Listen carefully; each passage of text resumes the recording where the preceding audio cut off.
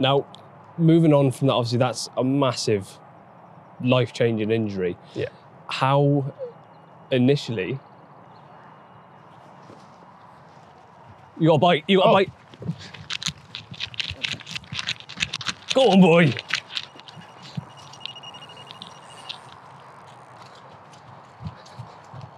We'll come back to that. At the tail end of the summer, I received a message from Adam, who had just taken part in the European Adaptive Carp Championships at Linear, which is an event set up solely for anglers with varying disabilities. Not knowing much about this side of angling, I was intrigued to learn more about adaptive fishing and his personal story. And what better way to do this than to go fishing for the day? And that's where he joined myself and Adam today at the intimate water of Everdeen. My name's Adam. My name's Adam, I'm a cripple. Hi, my name's Adam, and I started up a channel called One Vision because I want to let everybody know what I'm doing, and I want people to also succeed and see that there's no limits in what they're doing. You know, I had an accident, I've adapted, and I'm enjoying what I'm doing.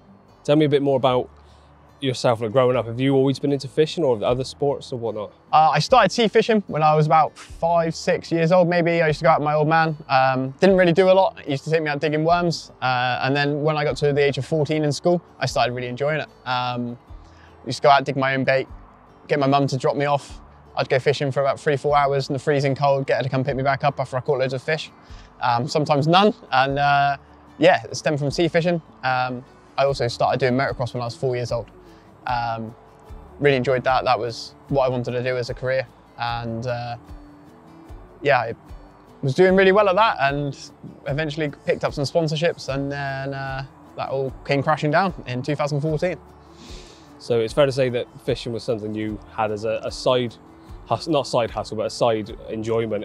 It was definitely a passion, yeah. Yes, but the motocross was your main thing that you go for. Yeah. Now, obviously, people have seen some clips already in this video of you casting things, so you had an accident in 2014. Can you tell us a bit more about that? In 2014, unfortunately, I was a passenger in a really bad car accident. So I was a passenger in the backseat of the car. The girl was on her phone texting and rolled us down over a cliff of 96 foot, which ended up in me breaking C6 and C7 vertebrae and leading to paralysis in my right arm. Obviously, that's a massive life-changing injury. Yeah. How initially... You got a bite, you got a bite. Go on, boy.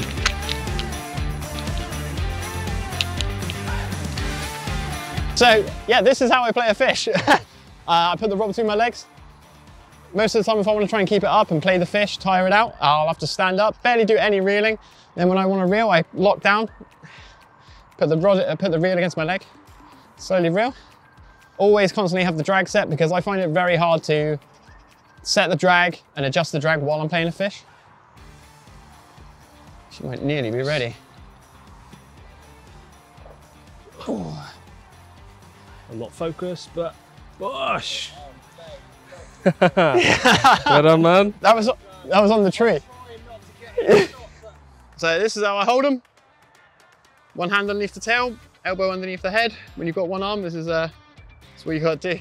Support them. It's a beautiful fish.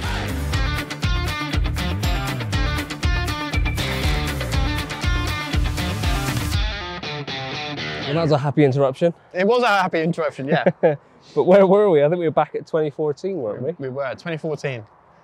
Yeah, where I had my accident, and that was the start of a new beginning, I would say. So obviously with such a drastic change to your physical mobility, and also it's probably going to have a massive impact mentally as well. How did you come to terms with what had happened? And of course it's going to have a huge knock-on effect to your motocross as well as fishing. Yeah, so one of the hardest things I ever had to do was I had to ring up my sponsor over in Australia and explain to them that I wasn't going to be riding anymore, and you know, explain to them what had happened and how my life was changed forever. I also was in the process of joining the Navy, where they offered me a sponsorship for my motocross as well. So I also had to ring them and tell them that I just passed all the fitness tests and everything, and I wasn't as healthy anymore. So yeah, that was hard too. But coming to terms with it, it took me, in all honesty, about 4 or 5 years to mentally get over what had happened the realization that at first I think I had the thought process that my arm was only broken and it was going to come back any day, and this was only a temporary thing. But as time went on, obviously it got more and more real. Yeah, there was a few little moments where I had glimmers of I could twitch it, move it, couldn't feel it, but I could will it to move a little bit. And even to this point, like, you know, I get little flickers where they say, the doctors have told me it's just the last remaining nerves basically and the nerve endings and stuff like that. But I've still got hope, and I'm still trying to, got the chance in January to try and overcome it. So we'll move on to going forward in a second. But so you come into terms with, obviously, as you just said, it's a real hard mentally and physically. Yeah, definitely. What then made you get back into fishing? Because coming into it thinking this is quite a heavily two-armed sport. Yes. How on earth did you firstly pluck up the courage to give it a go, and how have you found it getting back into it? So I can thank one of my friends, Ricky. Basically, I wanted to get back into sea fishing. I knew it wasn't going to be that easy trying to chuck a 6-ounce lead with bait out. And he said, have you ever tried carp fishing or river fishing? And I turned around and I said, it doesn't appeal to me. I was like, carp fishing just seems boring, you know what's in the lake. And he was like, no, seriously, give it a chance. He took me out on the river, we caught a load of chub, a load of bream. I bought a couple of little rods for on the river outside my house where I used to live, and found the love for that, and caught my first carp in the river. And then he took me, he was like, you want to catch some bigger ones? And I was like, let's go. Took me to a lake, caught my first 16-pounder with him, and yeah, it kind of grew my love from there, definitely. And then I've just got more and more invested in it. So what things initially did you really struggle with, and maybe perhaps still do? We've looked at several things today, like putting a boil on a hair rig and things like that. What are the key things that you still are working on?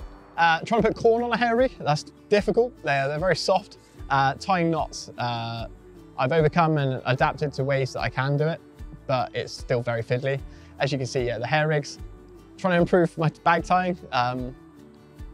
Yeah, there's a lot of different things, even different ways in which I can play the fish and take care of the fish and stuff like that. So yeah, every aspect I'm still working at, but I'm trying to better it every time, and hopefully grow with different products to help other people that are in my situation. Now we'll run through one of your main methods in a bit, which is solid bags, which is something that I absolutely love using as well. So we'll run through that in a short while, but also the action of actually casting out. That's the first thing that I saw in your social media when you messaged me. Yeah. And I thought, that's impressive. And actually you've told me since that I think you actually been able to cast further than I ever have, even just with one arm. Yeah. So how did you find a technique that works for you? I started off, people telling me that I should try a thing called a back cast, which is a very, very, very old method. There was a guy that did it sea fishing, and he used to do it from the beach, and I've never got to actually meet him, but I've been told about it. So I tried different methods myself. I tried overhand casting. I kind of reached my limit at about 30, 40 yards. I wasn't as accurate as I wanted to be. And then I kind of found that if I side casted with a pendulum effect, I could reach a lot further distance and it was just as accurate. So I've just worked on that basically, and then took it to sea fishing, and that escalated then me being able to cast further because of the heavier weights in sea fishing. Even though you don't have to be as accurate, it helped me with the distance, and then obviously the carp has kind of homed in on the accuracy. Yeah, well, I've seen the accuracy today. Yeah, there's one cast, I think you put it within a 50p piece of where a fish had rolled, so it's impressive how accurate you can be with the methods as well. Now, this isn't just personal enjoyment, you've actually got involved in competitions as well, haven't you? Recently done one at Linear. Can you tell us a bit more about that? Yeah, so I took part in the first ever European Adaptive Carp Championship, where anglers from all over Europe came together at Linear Fisheries, and we had a huge social as well as a huge event where the winners could take a load of a bit of prize money and also a load of prizes and stuff like that that had been given by sponsors. Wales walked away with it with a huge score, but we managed 6th, so I was more than happy with that. Brilliant. Now, going forward, what's your plans? Obviously, you've got your YouTube channel, which is One Fishing. It is, yeah, One Fishing. What do you plan on doing on that channel? So what I want to do on that is raise awareness. I want to show people that even if you have a disability, you can overcome it. And even if people tell you there's only limits to what you can do, there's not. Like, if you can find a way to fish, I want to get involved with other adults that haven't been given the opportunity and don't think they can do things, that might even be in the position I was about 5, 6 years ago, where I was just sat at home thinking, I can't do this, I can't do that, before I actually try to get out and actually do it, give it a go, and then saw for myself that it is possible. I'd like to do that, raise awareness, and also maybe even take them out and help them. So yeah. Well, even as an able-bodied angler today, it's been fascinating and inspirational to see how you're going about things, and that you haven't taken your disability and thought, I can't do it, giving it a try, and using some of the fiddliest solid bags again, which I said we'll run through in a second. Yeah. I gave it a try, and even just from the little attempt, my other hand was just screaming at me to help out because it was so fiddly. So it really is impressive to see how you fish like that. So if someone was born with a disability or has gone through something like yourself, what would your key advice be to them? Don't think you can't do something. Give it a go. If you fail once, just know that next time you can improve on that. I've failed plenty of times at doing things. Like probably my first PVA bags, I think fell to pieces about 5-6 times before I got one to even stick. Casting, I've hit trees, I've hit banks, I've overcasted, I've casted too short. You've seen it today, I messed up a cast trying to get it on the island. I've gone through numbers of bags, even at the competition, where I've miscasted them or casted over the top of somebody. But every time I was like, right, I can't do that, I need to do this. And I've just bettered yourself, and then every time from there you're adapting. So, and that was the kind of one thing I took away from the competition as well, is the Adaptive Carp Championship. So you are adapting, you're meeting different people with different disabilities. So everybody's got their own set of skills, and it's just how you use them. It's worth noting that every single angler still hits the bank, hits trees. So it's not just you, that's something that comes with fishing. So I don't think that's something you can ever label as being a disability issue. That's everyone, including myself. Now, fishing on a whole, more of a broader spectrum, are there parts of angling that you think still need to be improved for adaptive angling? Definitely. Are there drawbacks and things that you're still hitting as roadblocks to get yourself fishing? Not so much like things that I've noticed is like barrows and stuff like that. Like, you know, they are mainly aimed at obviously people, the able-bodied people. For me, I can't just pick up a barrow. I can't just go out and buy a stock one. I need something that's got adaptations to it, or one that's going to suit me that I can use. Also, like you saw me earlier using the PVA bag system, the way I do it, I use like the top of a bottle.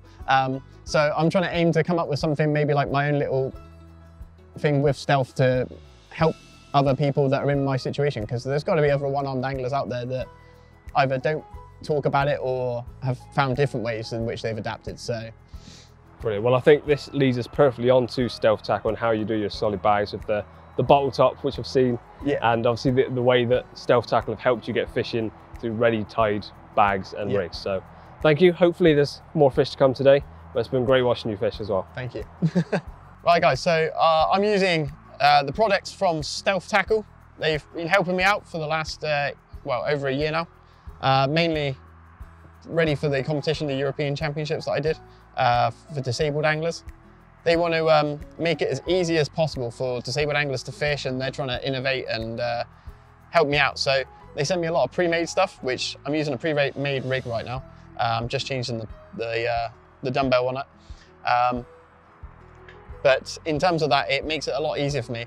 But they also do ready-made rigs completely with the stems and the weights and the FT leaders, all in one, which is a godsend. So hopefully I'm going to show you guys right now how I make a solid bag up. That is the main way in which I fish. It's just easier for me. I know that the bait's going exactly where I cast. I can't always be as accurate as I want when I cast. So at least that way I know that when I do put it on the right spot, I've got the bait there, I've got a handful of bait. It's enough for a few mouthfuls and hopefully pick up a bite. Here's one of their bags that comes ready made up in a bag, which is really, really handy. It's helped me no end. And like I said, this is one of their rigs, just on the end of their FT leader with their weights. And I find them so easy to use, and that's why I'm doing that. So I'm just going to quickly pop this one on here. Try and put one of their hair stops on. The only reason I'm changing this is because I've been told that pink is the way to go here, and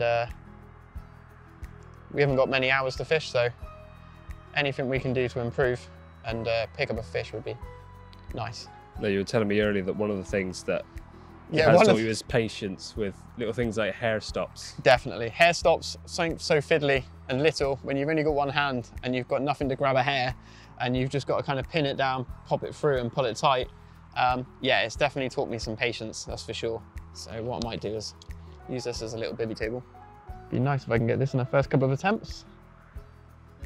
Now, it seems like a small thing, but are there any specific hair stops or style of braid that actually makes this job easier? Because for most of us, obviously, we don't think about that too much, but is something as small as a hair stop shape something that you have to take? Yeah, I like the ones that have got like the really long legs on them. I've run out right now, but yeah, I do like the ones that have got the longer legs on them. These are nice and thick and chunky, but the ones that have got like a hook in them that stop them from pulling out is a lot easier, a lot easier. But these are what I'm working with right now. And all through today, obviously, I've noticed just how much your mouth has to become a second hand. It's not the most hygienic. Well, I don't think many anglers are that hygienic. We often bite line and things, but it's impressive just how much you have to use your mouth to do some of these tasks. Did that take a long time to obviously start using your mouth as much as you do? Yeah, I don't use it as much sea fishing. No. Getting a mouthful of mackerel and squid is not great, but carp fishing I don't mind so much, but there you go. Right then, so I'm gonna pop this down here for a second and whip a bag out. So this is just an ESP plain stock 60 by 180. I don't like the ones where you get a horrible tangy taste in your mouth because I do use my mouth for everything. So all I've done is, so one thing that Stuff has said they want to help out and innovate is making something that's easier to make solid bags up, especially when you've got one hand, because a lot of the stuff on the market we've already discussed. There are ones already on the market that if you've got two hands, they are a lot easier to use and they do make things a lot simpler. When you've only got one hand and there's no way to like lock, I want to kind of come up with something that's easy that you can lock the bag onto it, pass everything through it with ease, take it all apart and disassemble it and tie the bag up without everything falling out of it. The easiest thing I found right now is the top of a bottle, an orange juice bottle. So it's got a nice wide nozzle. I was gonna come up with different concepts of trying to use like elastic bands and stuff like that. I'm glad it's not raining like that right now. The last time I made up a load of solid bags at the competition was hammering down with rain and that's not ideal. So I basically just thread this over the top. Hold that like that. This is the hardest bit. Trying to get that to stay on. Pass this down.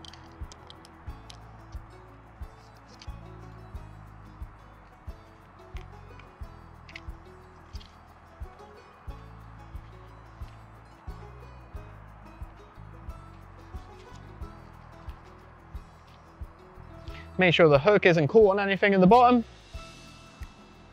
Some people always put a little bit of a layer at the bottom first, but I don't like doing that. I don't know if that's a bad thing to do, but... It's all personal preference. I love a solid bag as well. I put them with a hook bait at the top and the lead at the bottom, but I appreciate that's even more fiddly than what you're having to try and do. Definitely. So what I normally do is I normally get the hook to sit just in the corner away so it kicks away from the weight as it goes in. Like you said, it's just personal preference. And then what I do, I grab the bag, pour a little bit in, give it a little shake up. Make sure everything's sat correctly where you want it. So I can see the hook there.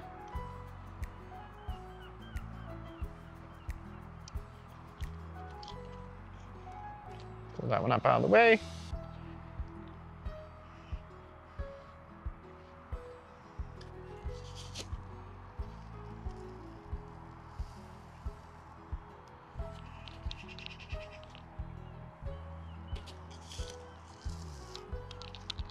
Fill it about 2/3 of the way up. Pull that one out. Now what I do, I get my knees out. This is like my fourth hand. Scrunch it down. And I make sure this is always kept out so it's out of the way. I know everything in there is already where I want it to be. Do a couple of twists. Now what I do, This is personal preference as well. I lick and twist the stem, so I know it's locked to the stem. I know a lot of people like cutting the top. When you've only got one hand to use, that's a lot more difficult than what it seems. So what I normally do is I will just twist it around the stem and then pull the bottoms up.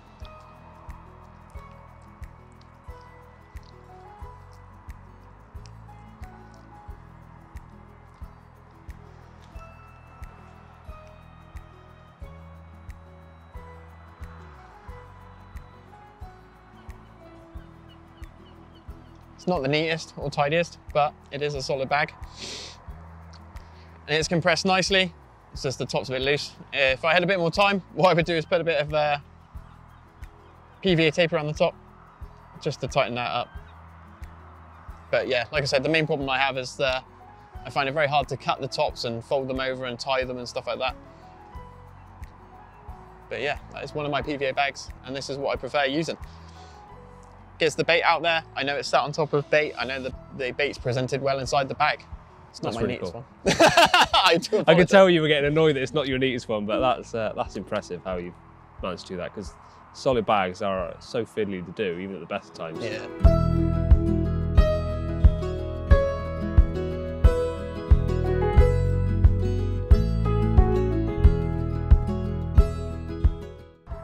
Now, in no point when we were organising this trip did I say you were allowed to outfish me.